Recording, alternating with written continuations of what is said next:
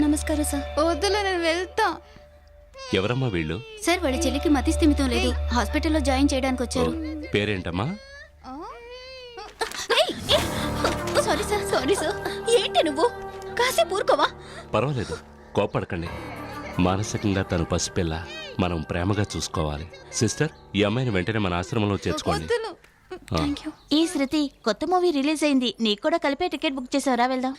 నేను రాని, మీరు వెళ్ళరండి. ఏ శృతి, చెప్పేది వినవే. నీకు ఒక చేంజ్ ఉంటుందనే కదా పిలుస్తున్నాం. సినిమా చూస్తే కొంచెం రిలాక్స్ గా ఉంటది. లేదే, ఇక నా జీవితంలో ఏం మిగిలిందని. నేను నా చెల్లెల్ని చూడటానికి ఆశ్రమానికి వెళ్తున్నాను. మీరందరూ వెళ్ళిరండి, ఓకేనా? నేను వెళ్తానే. బాయ్. శృతి నిజంగా అభినందించాలి. ఇలాంటి పరిస్థితులను కూడా ధైర్యంగా ఎదుర్కొంటుంది. అదే ఇంకెవరైనా అయితే ఆత్మహత్య. సో యాన్యువల్ డే ఫంక్షన్ కైనా ఖర్చు వివరాలు ఆడిటర్కి ఇచ్చారు. ఆడిటర్ గారు ఇంకా రాలేదు, రాగానే ఇస్తాను ఆ సార్. పని చూడండి.